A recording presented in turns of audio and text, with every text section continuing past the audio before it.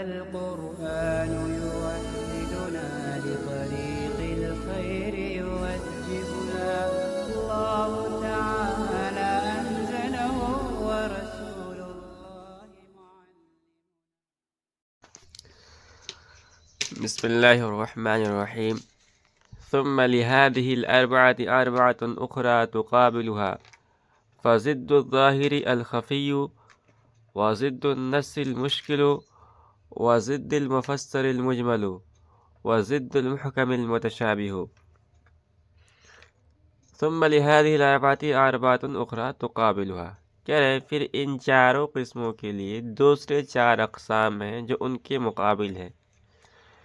فضد الظاہر الخفی، وضد النص المشکل، وضد المفسر المجمل، وضد المحکم المتشابہ. چنانچہ ظاہر کی ضد خفی ہے، اور نص کی ضد مشکل ہے، اور مفسر کی ضد مجمل ہے،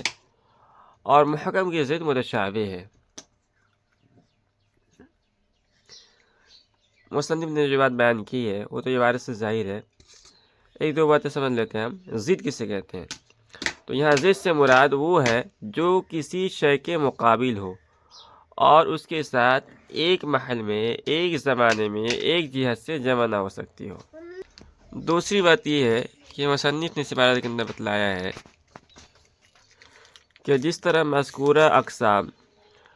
اصل ظہور کے متحقق ہونے کے اعتبار سے مراتب ظہور میں متفاوت ہیں، اسی طرح ان کے متقابلات اصل خفا کے ثابت ہونے کے بعد مراتب خفا میں متفاوت ہیں. اب چونکہ خفی کے اندر ادنا درجہ خفا ہوتا ہے، اس لیے خفی اس ظاہر کا مقابل ہوگا جس میں ادنا درجہ کا ظہور ہوتا ہے. اسی طرح مشکل میں چونکہ خفی کی بنسبت زیادہ خفا ہوتا ہے، اس لیے مشکل اس نص کا مقابل ہوگا جس میں ظاہر کی بنسبت زیادہ ظہور ہوتا ہے.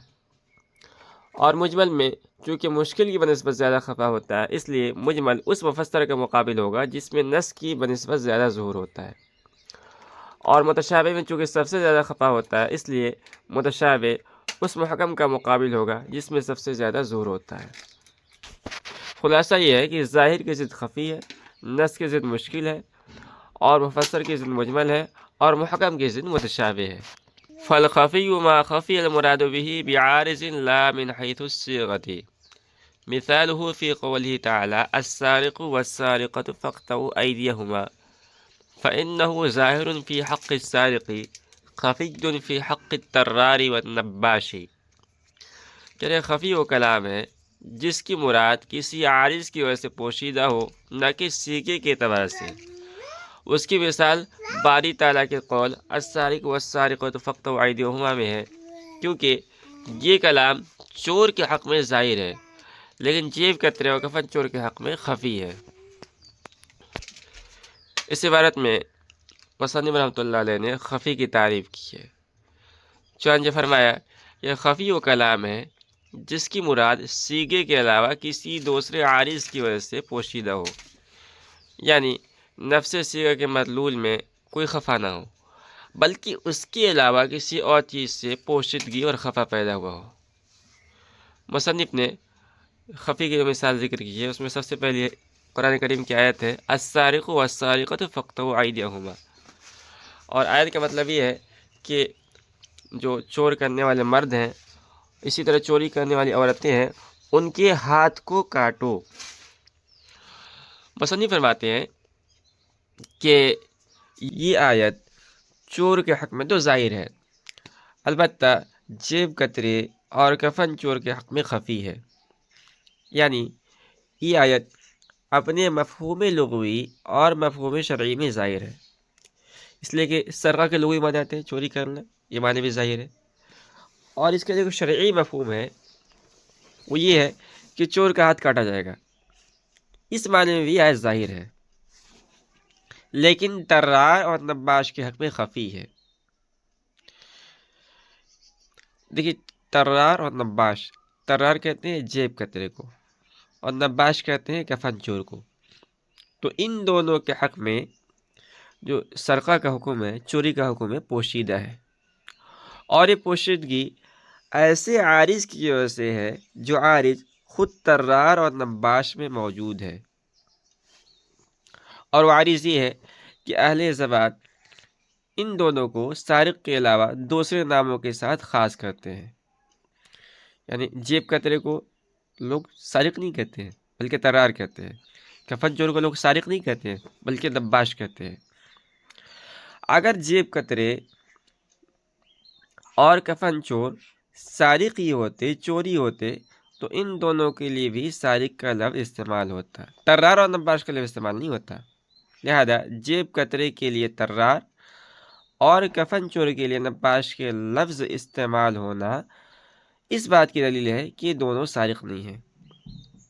اور جب یہ دونوں سارق نہیں ہیں تو ان پر سارق کا حکم بھی جاری نہیں ہونا چاہیے، حالانکہ طرار پر سارق کا حکم جاری کیا جاتا ہے۔ خلاصہ یہ ہے کہ ان دونوں کے حق میں سارق کا حکم مخفی اور پوشیدہ ہے، لہذا ان دونوں کا حکم دریافت کرنے کے لیے جب غور و فکر کیا گیا تو معلوم یہ ہوا کہ جیب کترے کا سارق کے علاوہ دوسرا نام یعنی طرار اس لیے رکھا گیا ہے کہ سرقہ کی بنسبت جیب کاٹنے میں ایک معنی زائد ہے۔ دیکھیے، سرقہ کے معنی آتے ہیں چپکے سے کسی کے ایسے مال کو لے جانا جو مال محترم ہو، یعنی وہ مال متقویم ہو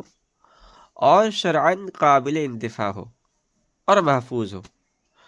اور کم از کم 10 درہم کی مقدار میں ہو۔ چنانچہ اگر کسی نے کسی مسلمان کی شراب کی چوری کر لی تو اس چور کا ہاتھ نہیں کٹا جائے گا، کیونکہ شراب اگرچہ مال متقویم ہے لیکن شرعاً قابل انتفاع نہیں ہے۔ اسی طرح کسی نے غیر محفوظ کھیت سے اناج چوری کر لیا تو اس چور کا بھی ہاتھ نہیں کٹا جائے گا، کیونکہ اس نے غیر محفوظ مال کو لیا ہے۔ اسی طرح اگر 10 درہم سے کم چوری کر لیا کسی کا تو اس پر بھی ہاتھ نہیں کٹا جائے گا، کیونکہ قطعیت کے لیے کم از کم 10 درہم کا چوری کرنا ضروری ہے۔ بہرکیف سرقہ کے معنی جو آتے ہیں وہ آتے ہیں چپکے سے کسی کے ایسے مال کو لے لینا جو مال محترم ہو، محفوظ ہو اور کم از کم 10 درہم کی مقدار میں ہو، جبکہ تر کے معنی ہیں ایسا مال جس کا مالک بیدار ہو اور اس مال کی حفاظت کا ارادہ رکھتا ہو، اور کفن چور کا سارق کے علاوہ ایک دوسرا نام ہے اور وہ نباش، اور اس کا نام نباش اس لیے رکھا گیا ہے کہ کفن چور میں سرقہ کے معنی ناقص ہیں، کیونکہ چور دفن کے بعد ان مردوں کا کفن چوری کرتا ہے جو اپنے مال کی حفاظت کا ارادہ نہیں رکھتے ہیں، یعنی کفن چور مال غیر محفوظ کو لیتا ہے اور سارق یہ مال محفوظ کو لیتا ہے۔ خلاصہ یہ ہے کہ طرار کے معنی سارق کے معنی سے زائد اور نباش کے معنی سے ناقص ہیں، لہذا طرار جس کے معنی سارق کے معنی سے زائد ہیں اس میں بطریق دلالت النص سارق کا حکم ثابت کیا گیا ہے، اور کہا گیا ہے کہ سرقہ کا حکم یعنی قطعیت جب ادنا سارق میں ثابت ہے تو اعلیٰ یعنی طرار میں بدرجہ اولا ثابت ہوگا، یعنی جب چھوٹے مجرم کی سزا ہے تو بڑے مجرم کی سزا بدرجہ اولا ہوگی، اور نباش میں سارق کے معنی چونکہ کم ہے اس لیے شبہ ہوگا کہ سارق کی سزا قطعیت کا نباش مستحق یا نہیں ہے، اور یہ بات مسلم ہے کہ شبہ کی وجہ سے حد ساقط ہو جاتی ہے، لہذا نباش کے حق میں حد سرقہ ساقط ہو جائے گی اور نباش پر قطعیت کا حکم نہیں لگایا جائے گا۔ وَكَذَلِكَ قَوْلُهُ تَعَالَى الزَّانِيَةُ وَالزَّانِي ظَاهِرٌ فِي حَقِّ الزَّانِي خَفِيٌّ فِي حَقِّ اللُّوطِيِّ وَلَوْ حَلَفَ لَا يَأْكُلُ فَاكِهَةً كَانَ ظَاهِرًا فِيمَا يَتَفَكَّهُ بِهِ خَفِيًّا فِي حَقِّ الْعِنَبِ وَالرُّمَّانِ۔ اور اسی طرح باری تعالیٰ کا ارشاد الزانیۃ والزانی،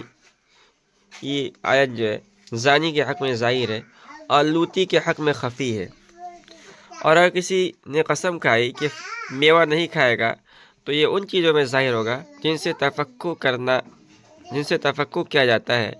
اور انگور اور انار کے حق میں خفی ہوگا۔ یہ خفی کی دوسری مثال ہے، اور مصنف نے قرآن کریم کی جو آیت ہے وہ ذکر کیا ہے الزانیۃ والزانی الآیہ۔ مصنف فرماتے ہیں کہ آیت زانی کے حق میں ظاہر ہے، یعنی صاحب زبان جب اس آیت کو سنے گا تو فوراً سمجھ جائے گا کہ زانی مرد ہو یا عورت، اس کی سزا یہ ہے کہ اس پر حد زنا جاری کی جائے۔ لیکن لوطی کے حق میں خفی ہے۔ لوطی یعنی بدفعلی کرنے والا۔ مثال کے طور پر کوئی مرد اپنے کسی دوسرے مرد سے خواہش پوری کرے تو اسے لوطی سے تعبیر کیا ہے، حالانکہ تعبیر غلط ہے، لیکن مصنف نے اسے لوطی سے تعبیر کیا، بدفعلی کرنے والا۔ مصنف فرماتے ہیں کہ خفا کی وجہ یہ ہے کہ اہل زبان قوم لوط کے عمل کرنے والے کو زانی کے ساتھ موسوم نہیں کرتے ہیں، بلکہ اس کے علاوہ دوسرے نام کے ساتھ یعنی لوطی کے ساتھ موسوم کرتے ہیں۔ لہذا قوم لوط کے عمل کرنے والے کو زانی نہ کہنا اور اس کے لیے لفظ زانی استعمال نہ کرنا اس بات کی دلیل ہے کہ قوم لوط کا عمل کرنے والا زانی نہیں ہے، اور جب بے شک زانی نہیں ہے تو اس پر زنا کا حکم بھی جاری نہیں ہونا چاہیے۔ تو کہا یہ جائے گا کہ آیت لوطی کے حق میں مخفی ہے، اور اس خفا کو دور کرنے کے لیے اور لوطی کا حکم معلوم کرنے کے لیے ہم نے غور و فکر کیا تو یہ بات معلوم ہوئی کہ قوم لوط کے عمل کرنے والے کا دوسرا نام لوطی اس لیے رکھا گیا ہے کہ لواطت کے معنی زنا کے معنی کی بنسبت ناقص اور کمتر ہیں، اور لواطت کے معنی زنا کے بنسبت ناقص اس لیے ہیں کہ زنا ایسی شہوت کے نتیجے میں موجود ہوتا ہے جو طرفین یعنی زانی اور جس کے ساتھ زنا کیا جا رہا ہے دونوں کی طرف سے پائی جاتی ہے، اور لواطت ایسی شہوت کے نتیجے میں موجود ہوتی ہے جو فاعل کی طرف سے پائی جاتی ہے، اور جو مفعول ہوتا ہے ابتداءً اس عمل کی طرف کوئی رغبت نہیں ہوتی ہے بلکہ اس کو تو نفرت ہوتی ہے، اور جب ایسا ہے تو زنا کا وجود زیادہ ہوگا کیونکہ اس کے دواعی زیادہ ہیں، اور لواطت کے دواعی چونکہ کم ہیں اس لیے لواطت کا وجود بھی کم ہوگا۔ تو اس سے معلوم ہوا کہ لواطت کے معنی زنا کے بنسبت کم ہیں، جس کی وجہ سے یہ شبہ پیدا ہوگا کہ لوطی بدفعلی کرنے والا زانی کی سزا کا مستحق ہے یا نہیں ہے، اور ماقبل بات معلوم ہو چکی ہے کہ شبہ کی وجہ سے حدود ساقط ہو جاتے ہیں، لہذا لوطی کے حق میں حد زنا ساقط ہو جائے گا اور اس پر حد زنا جاری نہیں ہو جائے گا۔ یہ بات یہاں پوری ہوئی۔ ایک تیسری مثال دی مصنف نے کہ اگر کسی نے قسم کھائی اور کہا واللہ لا آکل فاکہۃ، بخدا میں میوہ نہیں کھاؤں گا، تو یہ کلام ان پھلوں میں ظاہر ہوگا جن سے لذت حاصل کرنا مقصود ہوتا ہے، غذا حاصل کرنا مقصود نہیں ہوتا ہے۔ اب اگر اس نے کوئی ایسا پھل کھایا جن سے لذت حاصل کرنا مقصود ہو تو یہ بلا شبہ حنیس ہو جائے گا، لیکن اگر اس نے ایسا پھل کھایا جس سے غذا حاصل کرنا مقصود ہو، مثال کے طور پر انگور ہے، انار ہے، تو اس کے حق میں اس کا جو یہ قسم ہے مخفی ہے۔ چنانچہ حضرت امام ابو حنیفہ رحمۃ اللہ کے نزدیک ان دونوں کو کھانے سے حانث نہیں ہوگا، کیونکہ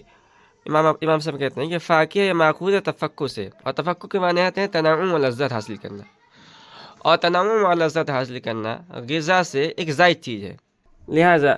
یہ دونوں پھل حضرت امام ابو حنیفہ رحمۃ اللہ کے نزدیک قسم کے تحت داخل نہیں ہوں گے، اور حالف ان دونوں کے کھانے سے حانث نہیں ہوگا۔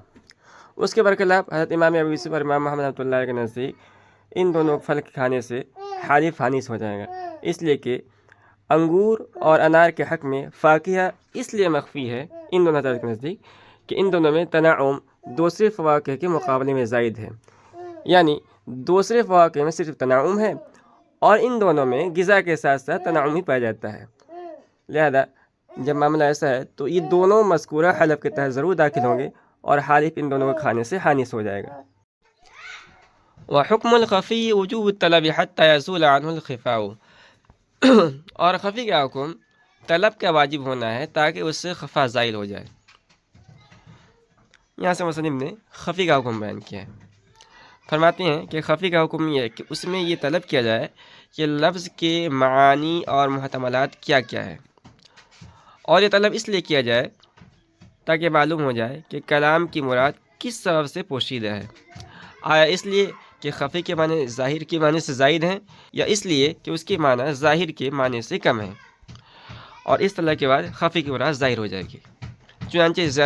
زیادتی معنی کی صورت میں وہی حکم لگایا جائے گا جو حکم ظاہر پر لگایا جاتا ہے، اور نقصان معنی کی صورت میں خفی پر ظاہر کا حکم نہیں لگایا جائے گا، جیسا کہ سابق میں مثالوں سے واضح کیا جا چکا ہے۔